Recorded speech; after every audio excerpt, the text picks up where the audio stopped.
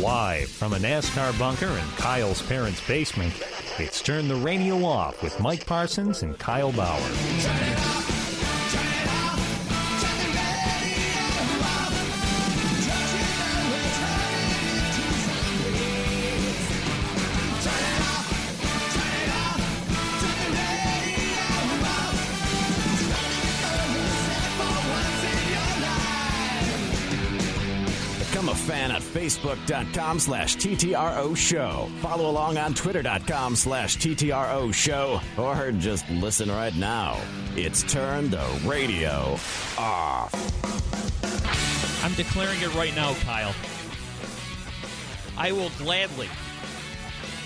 proudly vote to make America great again and vote for Donald J. Trump on November 28th. And I encourage everyone listening to do the same. November 28th, make your voice heard. Vote Donald Trump on November 28th. I like that idea. November 28th, go to the polls. Yep.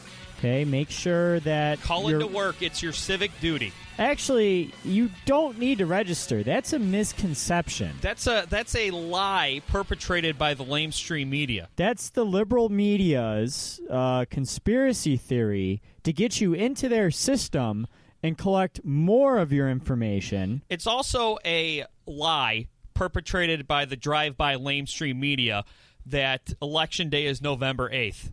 It's November 28th, and I know that because at a campaign stop the other day, Donald Trump encouraged everybody to make their voice heard and vote on November 28th.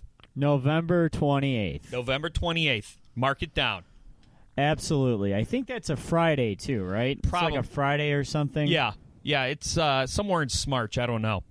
But I have to say, Kyle, right now, I'm just going to come out and say it, that if you dress as Ken Bone for Halloween, you're the same jerk who dresses like a pimp for Halloween because you want to be funny and you have no sense of humor, or you're the dude who can't come up with an original idea, so you dress like a woman. One of those two. I would say America's reaction to Ken Bone, the studious-looking man in the red sweater who asked a very salient, thoughtful, intelligent question at the debate, asking the candidates what they're going to do to help something about their energy policy without losing any American jobs and helping the environment, what their plan was for that. A very important DBI, dull but important question that he asked, and all American can do is sit around and give him a collective wedgie, laughing at him because he looks like kind of a nerd. One of my friends asked a question on Twitter. Why does everyone find Ken Bone so funny? Aside from his name. I mean, his name is great. Yeah. I mean, you can do a lot of great puns with it. Sure. I mean, a lot of easy, lazy comedy puns, but yes, you can go many different directions. Yeah, absolutely. I mean, sometimes you will find, especially as girls get older, oh, man, do the ladies love the puns? Yeah. They do. Yeah. I mean, nothing gets girls going more than dad jokes. Right. Which is kind of weird. Right. It's almost true. It's almost like in the early 20s, all girls thought it was very funny when someone would mistake one thing for something else, like the whole Jessica Simpson eating tuna, calling it chicken of the sea. They think that's very funny. Or if you call someone by the wrong name, they think it's really funny. We're really dating ourselves here. Yeah. I actually used one of those jokes last night and it didn't hit. Like, I texted a girl that I like, and I said to her, "You should be Harley Quinn, the hit film, The Suicide Squid." Yeah, Suicide Square. Suicide Squad. Like, I kept calling it the wrong thing by mistake. Like, I kept autocorrecting typos. Yeah, and she's like, "Ew, is that some sexual fantasy of yours?" Ouch. Ouch, yeah. Swing and a miss. So it was a huge swing and a miss. Did you drop the fact that you're spending $30 extra a month on your car just to stick it to your dad? No. That might have got you laid in with the bad boy appeal. I should have mentioned that. Yeah. I really should have. Is the moment over? Can we call her right now? I've got Skype. I've got a Skype phone here. I think if she found out I had a podcast, that would completely shut things down. You'd never get laid again. Right. I hear podcasting is America's most effective term of birth control. Because when people find out you have a podcast, you're never getting laid again. No, you're not. But let me get back to Ken Bone, okay? If this election season has taught me anything, Kyle, it's that you know how we've been hearing this refrain our whole lives, get out and vote. The most important thing you can do is vote. It's your civic duty. I don't care who you vote for, just go out and vote. Now I'm thinking, you know what? Maybe all these people don't need to vote. And all these people who are voting and don't need to vote are laughing at Ken Bone because he looks like kind of a nerd when Ken Bone is one of the few people who should actually be voting. It's under the assumption that it's also under the assumption that anyone who's undecided at this point is automatically going to vote for Hillary. You know? Well, I think that's what a lot of these folks It could be because Hillary, at least according to the polls, Hillary is pulling ahead, which I find somewhat refreshing. Far ahead. Because I was watching that second debate, and it seemed like Donald Trump was you know how there's these conspiracy theories that Donald Trump is trying to throw the election because all he wanted to do was use it as a format to launch his own cable news network? Yeah. It seemed like he was kind of throwing it because he was doing he was sniffing very demonstrably. He looked like a teenage girl who was mad at her boyfriend the whole time with this weird scowl, and he got really aggressive, obviously, threatening to throw Hillary Clinton in jail multiple times. And I'm thinking to myself, I'm watching this, and I said, Trump either is losing the election here or winning the election here. Because there's the Paul Ryan stuff, too, afterward, where now he's completely divorced himself from Paul Ryan. Right. And even criticized Mike Pence on Twitter afterward. I mean, this is entirely bizarre. It really is. And as much as it is an entertaining train wreck, it's almost like, okay, it's not funny anymore. And after that debate, the pundits were saying, America can do better. America could do better. America can't do better. Do you know how I know? Summoning the real deal. You know how I know? Because we had the chance to do better, and we didn't. Right. This is where we're at right now. So whatever happens on Election Day and whatever happens the 8 years following Election Day, we get what we deserve. Yeah.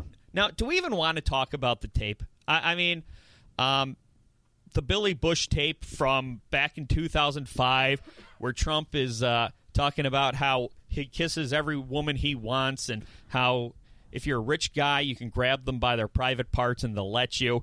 Now, if I'm listening to that in a vacuum, to me it sounds like Donald Trump is kind of joking, right? Except there's that past context that where he's been accused of such stuff in the past that maybe he's not joking about it. More accusations came out today, by the way. Right, and it's really funny to see kind of how both sides react after something like this. Well, it's really anti-Trump people. They start digging for people who Donald Trump might have victimized, and pro-Trump people they start digging for something vaguely comparable on the Democrat side. Like I guess some alt-right website posted a video of some Clinton campaign aide saying that if I want to get fired, I would have to grab Sheila, the girl he's sitting next to, her ass twice or whatever. They're making a big thing about it because it's like, oh, see, they did it. I'm like, it took 5 days for them to dig. They must have dug very far for that,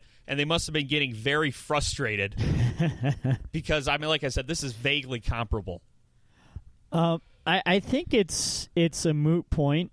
It really is. It's more that it ruined Billy Bush's career, which I kind of got a kick out of. I never liked that bastard. I gotta say, I kind of like seeing him take the hit for all of this. I did see one alt-right headline saying that Billy Bush is the nephew of George W. Bush. So a lot of people are saying that Billy Bush sat on this and took one for the family. I think Billy Bush, I mean, Trump said some heinous things in that tape, and he's disgusting, and it didn't shock me because it didn't really change anything I thought of Donald Trump.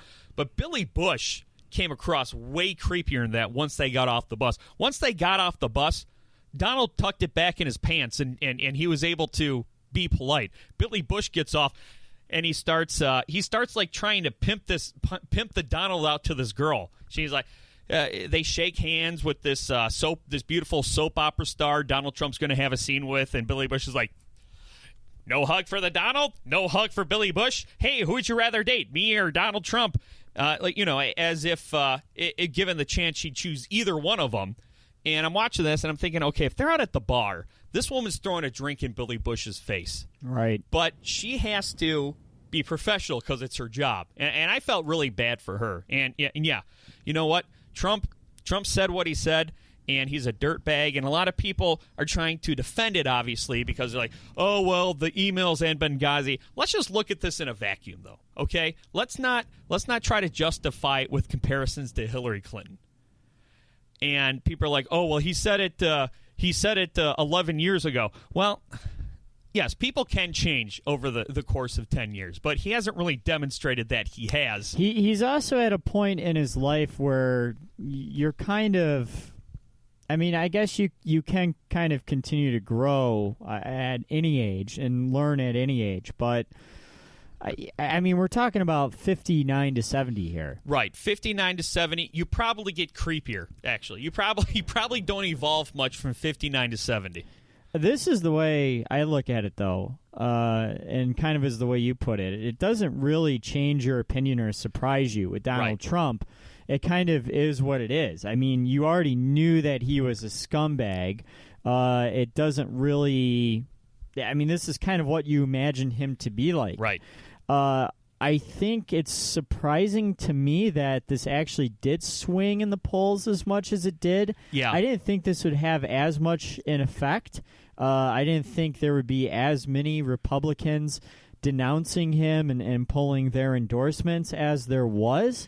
But that aside, his core base is already made up of domineering pigs and sociopaths that already they enjoy the propriety they have over women. They perpetuate rape culture. They believe that a woman is their property to grab at any time. That makes you more of an alpha. I really wish that I would have thought of this take earlier on in the campaign season. Remember when Donald Trump, he announced and he said, Mexico, they're sending murderers, they're sending rapists, and some of them, I'm sure, are good people.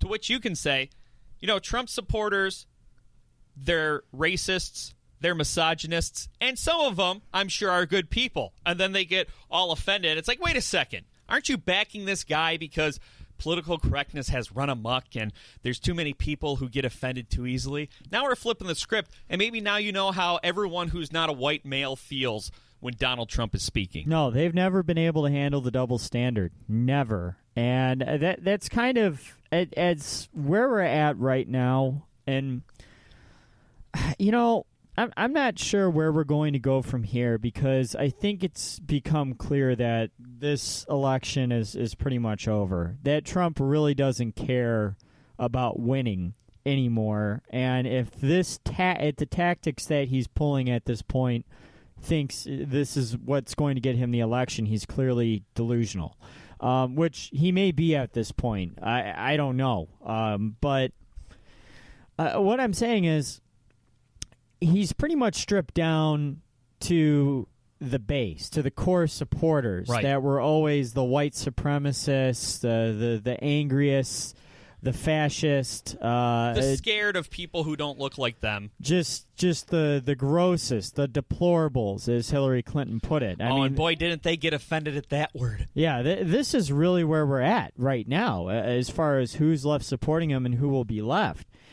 And I'm to the point where I'm pretty confident that Hillary Clinton will win. I think even last week I said he could win the popular vote. I'm going to go ahead and walk that back because he had a catastrophic week before, and he followed that up with an even worse week. I'm not calling anything until it's over, just because at the beginning of this whole election season, I would have bet all the money I had Donald Trump would not have gotten this far. So I have no idea. Well, you know what I said. I thought he was going to be one of the first to drop out. Right. You thought Scott Walker was going to be the nominee. I thought the race was going to be completely inverted. Yeah. Right. You know what, though? This whole thing, you know what really got me fired up more than anything? Because when I was watching this, I said, look, Trump is just showing who I've always thought he was. I was glad other people were seeing the light, but I was ready to move on. It didn't really move the needle for me. The only thing that kind of got me fired up was the 50 Shades of Grey comparison. You've seen these memes all over the place where it says, if women are so shocked about Trump saying the P word, who was reading all these however many million copies of Shades of Grey? And I'm thinking to myself, okay, so what you're saying is that it's okay for Trump to talk about groping women without their consent because amongst women there's a novel about a consensual sexual relationship that was very popular. So what you're saying is that since these women read a book that shows that they have a sex drive, then all these skanks are free reign. It's like, are you serious? It's like dudes watch porn. That doesn't mean that we want to make a porn with every woman we see. I saw another meme which had a great counterpoint. Silence of the Lambs was the #1 movie when it came out. That doesn't mean that everyone wants to be a cannibal. I criticized 50 Shades of Grey when it was out quite notoriously. That was a good long-running bit that we had on the show. I loved it because it showed that women love porn as much as men. But you know what women also love, Kyle, is consent. Yes. And that's what's missing in Donald Trump's comments, you morons. But I was going to say, but for completely different reasons other than what these guys are trying to draw parallels for. It had nothing to do with it. It had nothing to do with my criticisms of it. It had nothing to do with that aspect of the relationship. Of course, it was consensual. That was the healthiest aspect of the relationship in 50 Shades of Grey. And anyone who doesn't understand that, obviously, they clearly don't understand. I don't want to say morons, but I'm having a hard time coming up with a better word for it right now. I shouldn't say morons because I've had back and forth with very intelligent people about this. But it's clear that the girl in 50 Shades of Grey, I'll just call her Dakota Johnson because the hell I can't remember what the actual character's name was. Me either. She was consenting to all of it. She had it in paper. Right. She had a damn contract written up. Okay. None of these women that have been groped by Donald Trump or Donald Trump was bragging about groping had it in a contract. Right. Had necessarily agreed to it, and that's the difference. And that's the sense of propriety, where men go around thinking because they're a man and this is an attractive woman who might be wearing a mini skirt, who might be wearing a tight dress, who might be wearing leggings, Ryan Z, who might be showing her ankles, that they're asking for it. Well, and that's what it comes back to, the idea that because a woman is showing off the goods, they're asking for it, and that these particular women that Donald Trump is bragging about accosting were asking to be groped. We're asking to be gone after like a bitch. Right. Come down on like a bitch, or whatever he said. I'm just going to give some free legal advice here, all right? I'm not a lawyer, Kyle, but I think that it's pretty safe to say that, fellas, if you come across a girl who claims to have read 50 Shades of Grey, do not grope her private parts unless you ask her first. Because that's what half the internet thinks. Oh, okay, well, if a woman read 50 Shades of Grey, then she has no grounds to tell you that you can't grab her by the pussy. No. I know. I know. See, I was trying not to say that term this whole time, but I wanted to for gravitas. And look, there's a lot of people who are saying that this is getting blown out of proportion. I don't think those guys are condoning sexual assault. But look, I mean, really what it does is it just shows you the type of person Donald Trump is when no one else is around. And you could say that guys talk about this in the locker room, Kyle, the locker room talk. But you know what you also do in the locker room? You strip down and walk around naked. And you wouldn't do that outside the locker room. So if Donald Trump got on the bus, stripped down naked, and started walking around slapping Billy Bush with a towel saying, hey, that's what we do in the locker room, that wouldn't be appropriate. Yeah, and also, I will say this from my personal experience, right, the locker room is a very different place. And I can only in all my time, and yeah, we do talk about sex in the locker room, and we do talk about women somewhat inappropriately, and have we made inappropriate jokes about wives and girlfriends before? Yeah, we have. A lot of athletes, pro athletes, are saying like this talk never ever goes on. But there's always been a line drawn, at least in my experiences, at sexual assault and rape. There's one teammate I had, young guy, he was in his late teens, early 20s when I played with him. He kept joking about raping women, and no one was ever comfortable about it. Regretfully, none of us confronted him about it.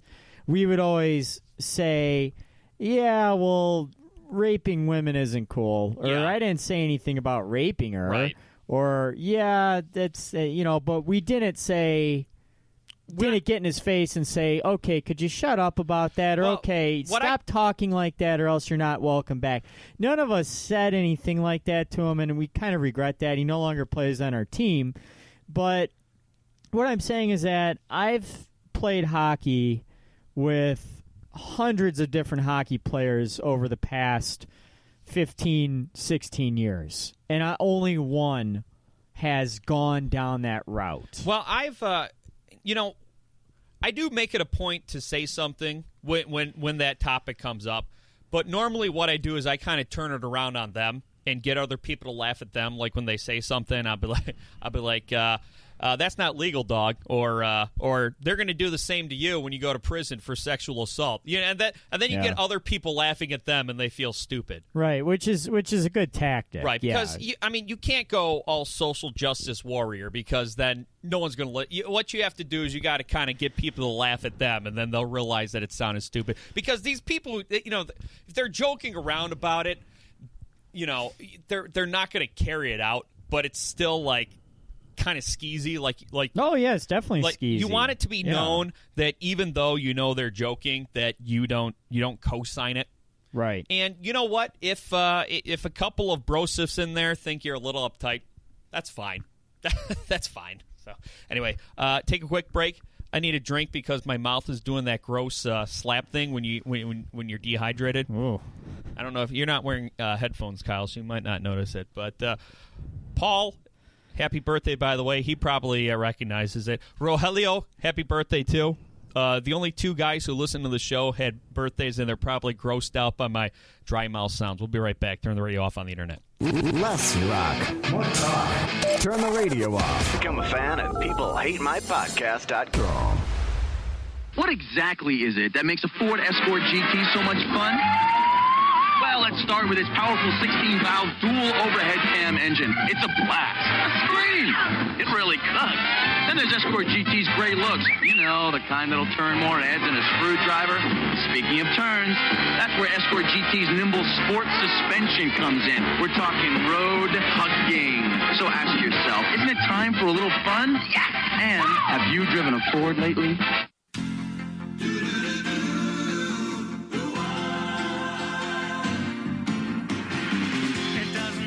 Fresh goes better with Mentos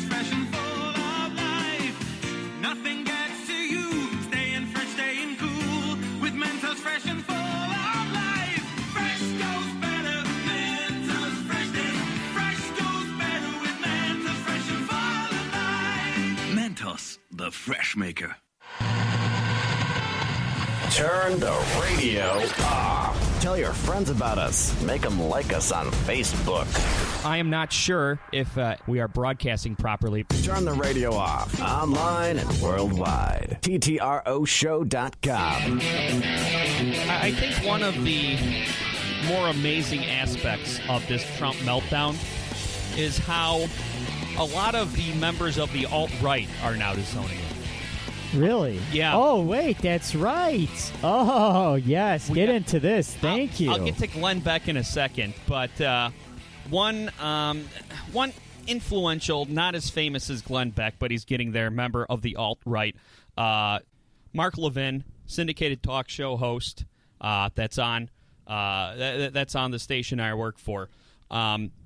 He's been, ever since this story came out. Now, number one, throughout the whole primary, he was a Ted Cruz guy, which I don't think Ted Cruz would have been much better. But Ted Cruz versus Donald Trump became pretty vicious. And after this came out, Mark Levin was saying, look, this is what happens when you vote for somebody based on their name and you don't press them on the issues. And Mark Levin has been critical of Donald Trump because in the past, Donald Trump has said a lot of things that don't line up with conservative ideology. So I found that to be pretty surprising. But Glenn Beck's woke now, Kyle.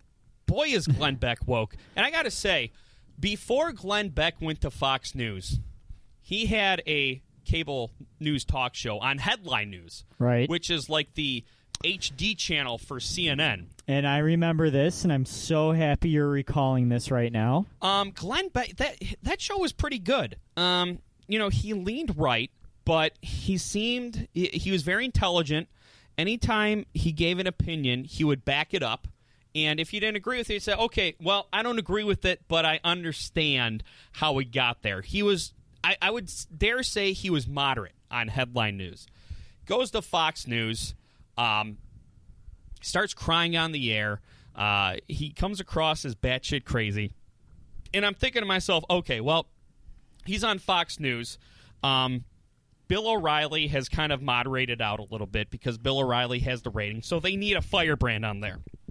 Well, turns out Glenn Beck really is going crazy, and over the next few years, he founds the Blaze, and he talks about how Obama is a demon, and he's kind of losing his mind.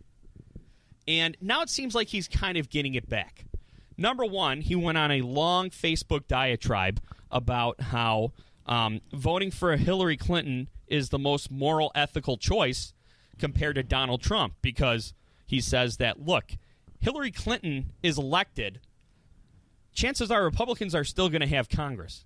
They're going to have the House and Senate. So Hillary Clinton can be blocked, and Hillary Clinton's policies can be refuted. He must have been listening to me earlier, Kyle, when I said that I'm voting for strategy and situation and not person. You know, if I vote for Hillary Clinton for president, I'll vote for a Republican House and Senate. If I were to vote for a Republican, say John Kasich was running, and somehow he wooed me, because that's the only Republican guy I could see myself voting for in a scenario.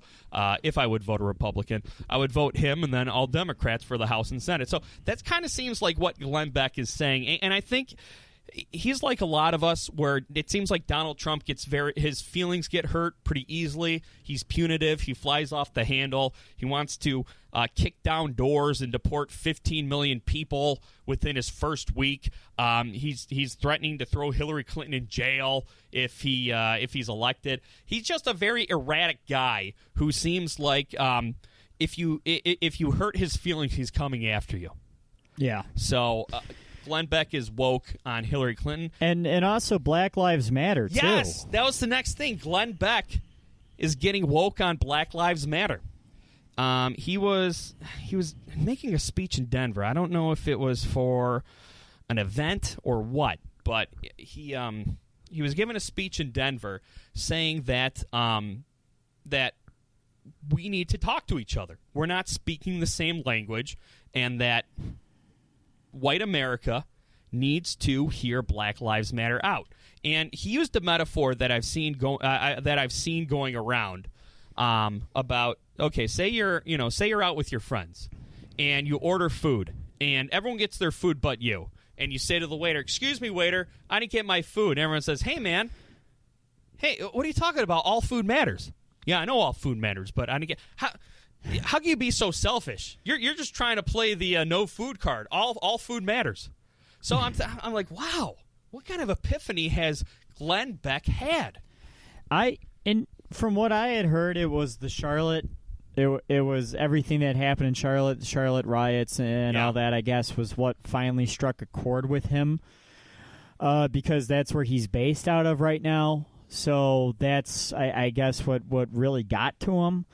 But who knows with him? Right. Because he's had so many ebbs and flows in his career. I mean, his from all accounts, the Blaze is just crumbling. Yeah, and that's why I almost wonder if this is a career move. Maybe. And I hate to question his sincerity and how genuine he's being, but I do wonder, just because the pendulum is swinging so much here. Like, how far to the right can you go?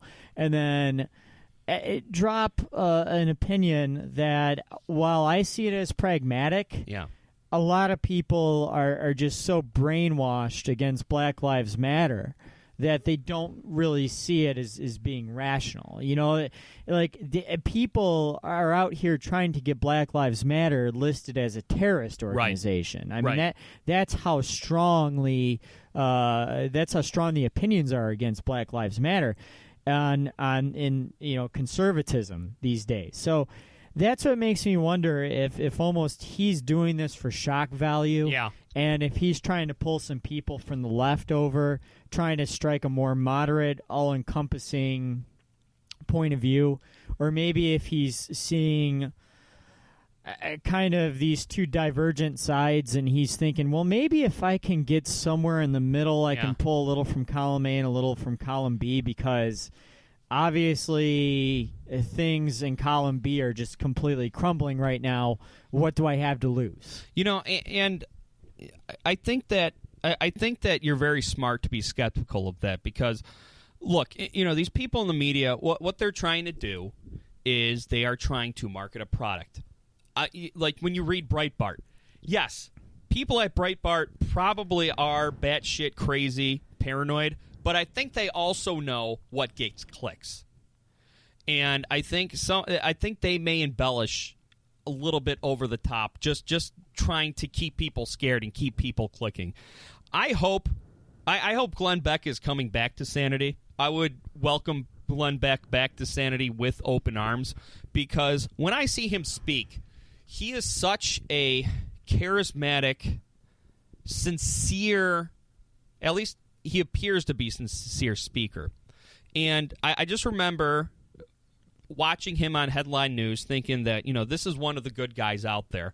And to be honest, watching his descent into kind of madness has been pretty sad for me. Yeah, and especially because there's a backstory of substance abuse there. I mean, this was somebody who had a successful career as... He started off as a morning well, he didn't start off, but his first sniff of success was as a morning zoo. He was a DJ. Right. He was a jock. Right. And he had a very successful career. And he was vicious when it came to radio wars at the local level on his way kind of up to talk radio. Yeah, and then he fell into drugs and alcohol, cocaine and, and booze. And it seemed like that's kind of come back recently with the crumbling of the Blaze radio network. Yeah. The whole thing, except for that goddamn Tommy Lauren.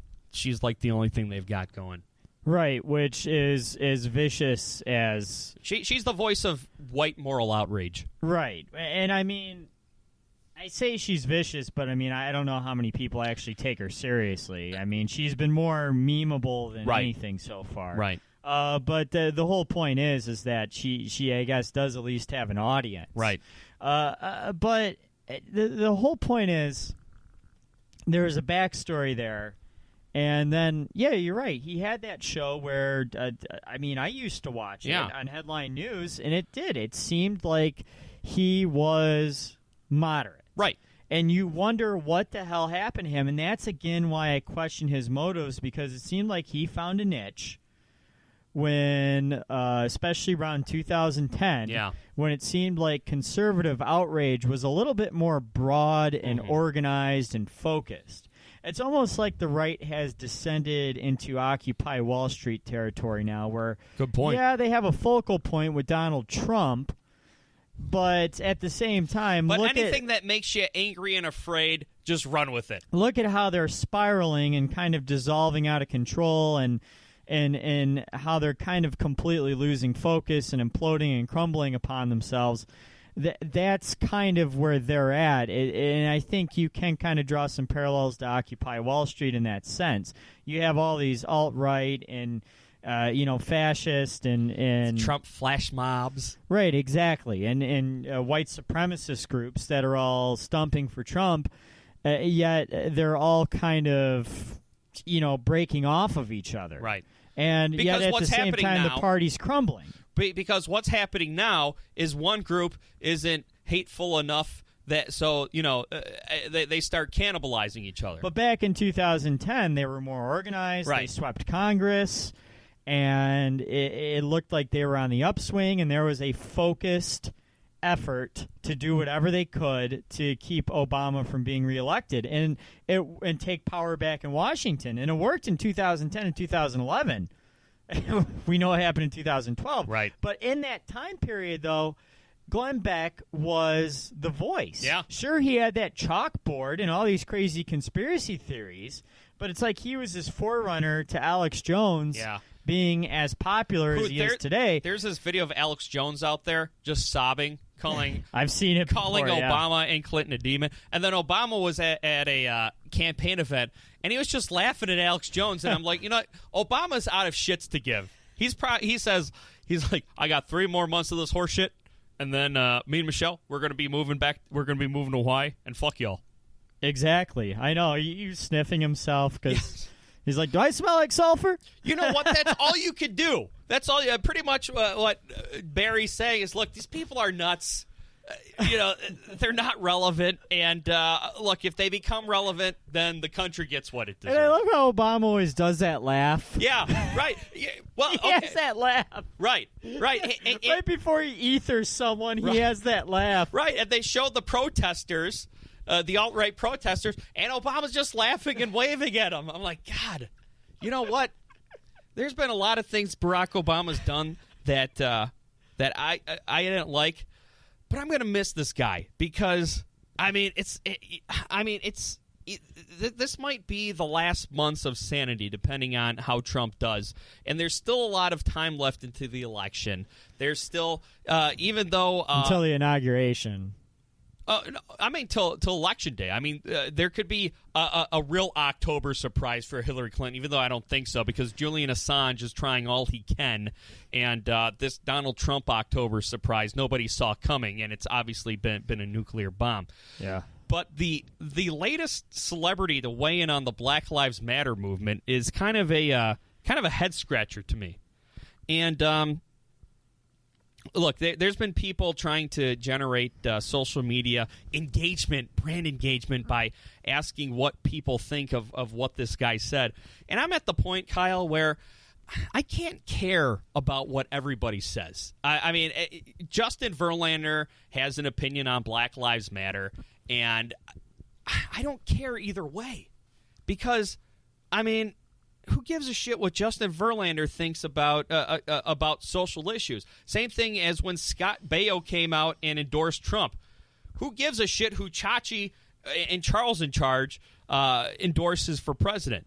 I guess Justin Verlander tweeted out last week, just sang the national anthem on TBS, and we here in America can't stand together for our anthem. Hashtag all lives matter.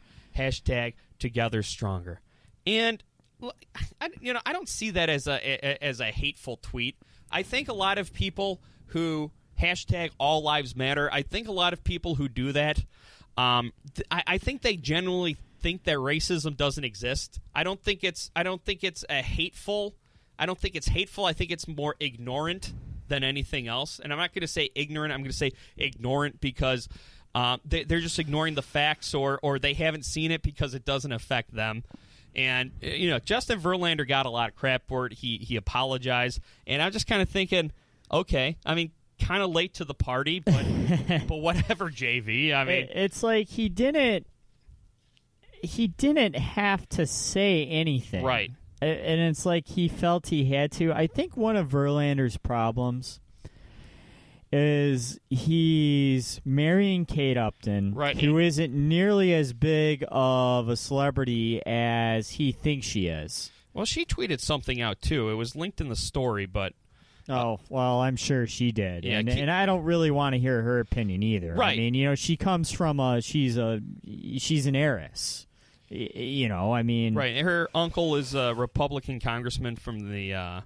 west side of the state. Right, and she comes from the, was it Whirlpool or Kenmore? I can't remember, but she comes from an appliance that, anyway, yeah. Right. She comes from a dynasty. Right. She's so, I mean. Right, she didn't come up in a place where you would see racism. Because exactly. It's all white people. Exactly. So here's my point. They're two insulated people. Right. He's from Virginia. She's from a very cushy upbringing, and they've lived their lives as him as somebody who's been making hundreds of millions of dollars, and her as somebody who's had hundreds of millions of dollars since she was a child. They're not going to understand that life. Right. Are they? And that's one of the points I made about Colin Kaepernick, why I thought his stance was so impressive, because he was able to pull back and empathize despite not having that upbringing.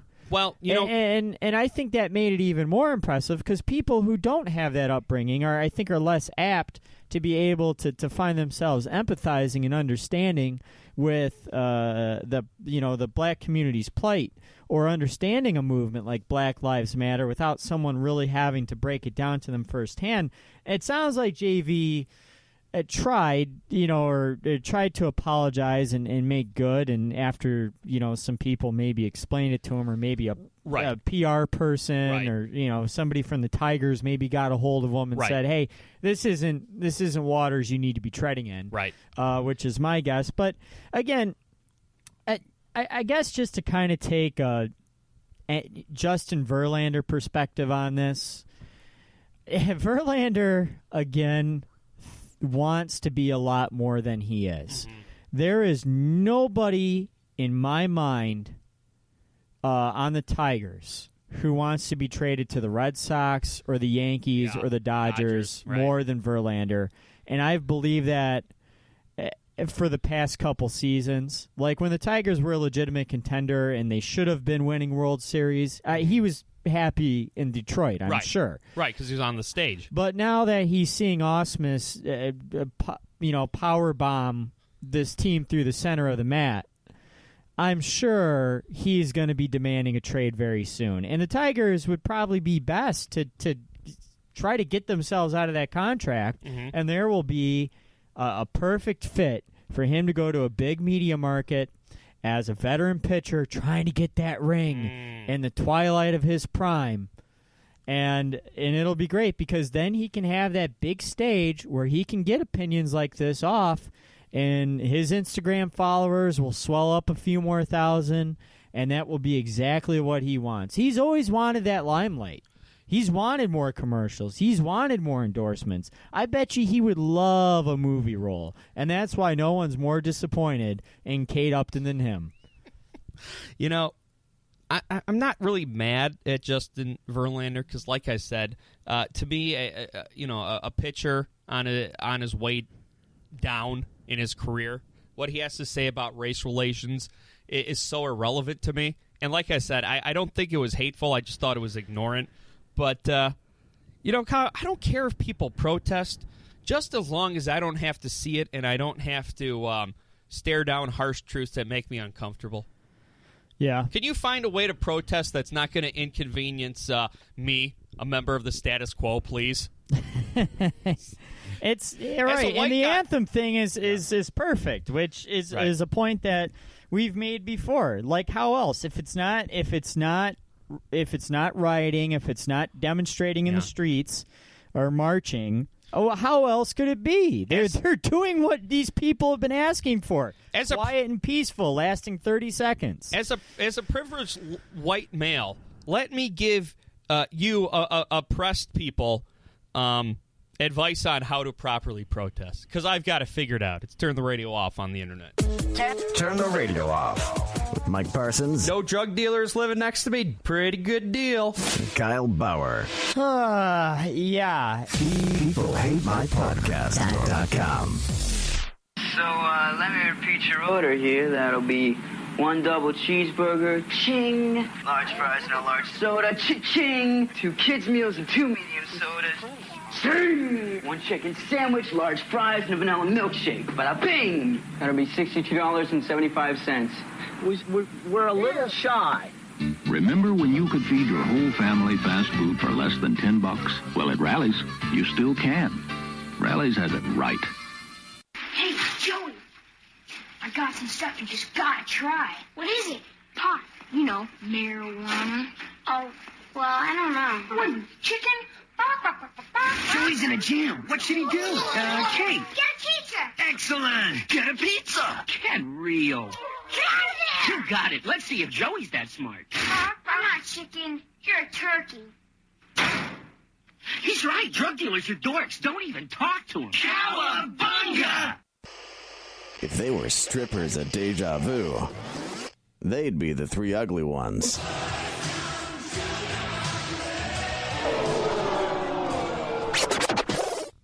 Turn the radio off. All right, to be fair, there has been a lot of information coming out with these Hillary Clinton emails. And no, I'm not talking about how one of her aides loved Lafayette, Coney Island. I mean, we all got a chuckle out of that because we're from Detroit. And anytime we're all a bunch of wrestling fans in the arena of life, waiting for that cheap pop, waiting for somebody from out of town of some kind of prominence to say our name so we can cheer. Be like, that's where I live. That's where I live. No, there's this. I would say it's a failed email leak because it really hasn't moved the needle or hurt Hillary Clinton's poll numbers. But one interesting thing that did come out is that the Clinton campaign has been corresponding with former Blink-182 singer and guitarist Tom DeLonge about extraterrestrial life. Emails exchanged between DeLonge. Is it DeLonge or DeLonge? I always said DeLonge. Me too. I mean, I've been listening to them for years, and I still don't know. But there's twins who I've known for years that I don't know the difference between. So I'm not that sharp. But DeLonge, Tom, I'll call him Tom. Tom and Clinton's campaign chairman John Podesta have been corresponding back and forth about some intelligence that Tom has gathered from former military officials and allegedly extraterrestrial life forms with whom Tom has been in contact with. I like the accent there. Tom, yeah. Yeah. Hey, Mark. So, look, we gave Tom a lot of crap on the show during the Blink-182 semi-breakup because he sounded like a classic sociopath and or addict playing the victim and blaming everybody else. But maybe he's been doing some legit work. I don't know. What if Tom became a member of Hillary's cabinet? Secretary of Extraterrestrial Research or something. I think they will invent a fake cabinet position for him, a satellite cabinet position. Yeah. Or no, wait, he'll invent a fake satellite cabinet position. He will just tell people that he's a part of her cabinet. He will tell imaginary people that he's a part of her cabinet. He's going to spend the next 6 months in his bathroom and won't leave. And talking to Hillary Clinton, well, at least he believes that it's Hillary Clinton, but it's actually a showerhead. Yeah. I'm sorry, mental illness isn't necessarily something to make fun of, but he's clearly not well. Yeah. Well, here's the thing, all right? Blink-182, they move on without him. They enlist Matt Skiba, singer and guitarist from Alkaline Trio, which I don't know the status of Alkaline Trio, but Matt Skiba is now in Blink-182. They put out an album. They go on a tour. Everything seems to be going well until Tom pops up in Hillary Clinton's email upstaging them all. Yeah, I mean, and I think if I'm Blink-182, I continue, despite this most recent press, I continue to distance myself. Yeah, I continue to keep touring and raking in piles and piles of money. Just piles of money. Yeah, which they've been doing. And, I still haven't heard that new album. How, I don't know. It's okay. Yeah, I mean, you could borrow. You don't have a CD player, do you? No, I do. Oh, do you? I do. I've actually listened to it a couple times. Yeah, it's all right. You know what? It's fun, but it's bubble gum. It's fun, but it doesn't have a whole lot of lasting power. But it's okay. It's okay. I still haven't picked up Green Day's New City. How far they've fallen on my list of favorite bands. I guess they put out a new album on the 7th, which a decade ago I would have been there the day of, and I was like, eh.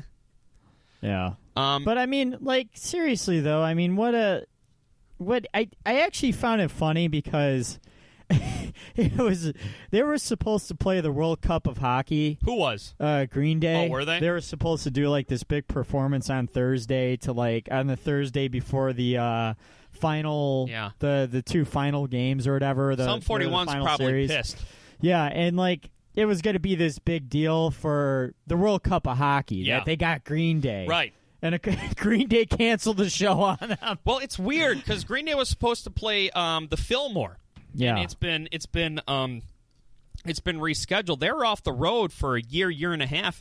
If you remember, Billy Joe Armstrong, lead singer, had that meltdown at one of the iHeart Radio festivals, and oh yeah, that's right. And then they took him off the road. He was focusing on his health. I don't know if he was on drugs. I don't know if it was a mental health thing, but they kind of come out of nowhere, put out some songs. They've got an album out in October that came out, and they're going on tours. And they canceled a couple shows. So as much as I don't care for the new direction their music has been taking, obviously you hope Billy Joe, you hope Billy Joe's okay mentally.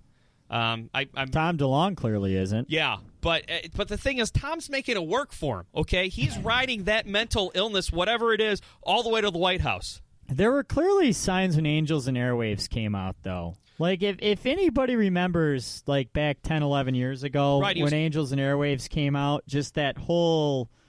And then he plagiarized one of his own songs. Yeah. Yeah. Everything's Magic by Angels and Airwaves had the exact same riff as the Anthem Part 2 by Blink-182. It was amazing. I think I actually did a piece on that back at WXOU. It was on the MySpace. That's how far it goes back. I almost got bamboozled, though, Kyle, by a fake video that was going around. And it's kind of a disappointment that this is fake, but it's also a relief, too. I don't know if you saw it. It started with this guy, this fat, nerdy guy, sitting down at his kitchen table saying that he met somebody at the mall. He's got a girlfriend. She's a great girl, and then he's going to introduce you to her. And then he walks over, and he opens this door, and there's this girl all tied up on the floor screaming, "Why are you doing this? Why are you doing this?" And it was going around recently. It was filmed in 2009, but it was going around recently because somebody thought that the young girl who was tied up on the floor in the room looked like another girl who went missing back in 2009. And there is this big investigation about it. It turns out that it was fake. It was done by this this duo who made YouTube videos. Now, was there any way they could be brought up on charges for that? I feel like you somehow could be. No, because it was pure accident. Okay. It was pure accident. Because I'm watching I thought they were trying to play off of the missing person. No, they weren't. It was just total coincidence. It was coincidence that the girl in the video looked like the girl who went missing, and it was coincidence that it was filmed and uploaded around the same time. And actually, the people who made the video, they have a YouTube channel. It's mostly comedy. They feel terrible about it because the young girl's family, they had some hope that they're going to find out what happened. Oh my goodness! So I'm glad that this was fake, because the video made me sick to my stomach watching it. It actually sent chills up my spine, because this girl, she sold it, and I'm thinking to myself, if that girl's been locked in there since 2009, she's probably not with us anymore. What was the context of the video anyway? To begin with, I think the video was supposed to be dark humor. This guy sits down, he says, "Hey guys, you want to meet my girlfriend?" And then he opens up. That's very dark humor. Right. But Ugh. yeah, but you might want to work on a new angle. Well, just my advice. Well, it's been taken down. I guess they learned a lesson from that too. But it's weird because it was in 2009, so they probably forgot all about it. And the people who made the video, they issued an apology to the family. Yeah. Because, I saw it in Inside Edition, and although I was glad that the video I saw was fake. Of course it was Inside Edition. Oh, my God. You always hear stories like this on Inside Edition. I love Inside Edition so much. Inside Edition is the most bizarre genre of news. Right. Like, you can't really... My favorite is when Inside Edition, they try to make things that are not big deals, like big investigative stories. Right. Where does Inside Edition fall in? Does somebody ever go from Inside Edition to NPR? You know what I mean? To me, Inside Edition is 50 Shades of Grey of news. Do you ever put that on your resume, Inside Edition, and walk into WBR or WBUR in Boston and become the news editor there? I would think is that how that works? I would think going from Inside Edition to NPR would be a pay cut, so probably not. Well, Deborah Norville, though, that's her final stop. She's been doing it for 20 years. Although the show is a tabloid, she kind of has an air of professionalism and credibility. Cable news and Inside, like Hard Copy and... Bill O'Reilly went from a current affair to Fox News, which, when it comes to journalism, that's a lateral move at best. Like cable news at one point used to be of a higher integrity than those shows, right. But now those shows, like, they mirror each other in kind of editorial style. Yeah. But Inside Edition doesn't have a... It doesn't have a political slant. It's more of a, oh, my God, look at this. But, in production and editorial style, they mirror each other now. They didn't used to, which is really weird that they borrowed off of each other. It's it's like candy for your brain, sort of. It's not a whole lot of substance. It's just entertaining, and you get a little bit of news from it. I catch Inside Edition oftentimes after Sports Final Edition. Oh, is it on? Really? Yeah, they'll always park an episode of it on at like 2 in the morning on Sundays, and I'm usually like wired up after playing hockey on Sunday nights, and I can't fall asleep. Right. And they're probably like, oh crap, we have a half hour to fill when no one's watching. Let's rerun Inside Edition. Right, before we throw on the paid programming or the rerun of the 11 o'clock news, we'll throw this on to sandwich it. Is there anything more depressing and more lonely than being up so late that you see a rerun of the news from like 4 hours ago? I've known that life often, unfortunately. When I used to work the overnights, I'd get home and turn on the TV at like 3:30 a.m., and there's Huel Perkins, and in the bottom left it says 10:14, and it's like, you know what? Any decent member of society saw this the first time. Right. No, I've known that life often. I think mainly during the middle school and high school years, summer break. I found myself on that schedule often. Right. But usually it's when I would be talking with babes online. So see, if you were talking to babes that late in the night, though, you were doing something dudes. good. Yeah. Or they were dudes. All right. And on that note, we got to go. Thanks for listening, Paul. Bye.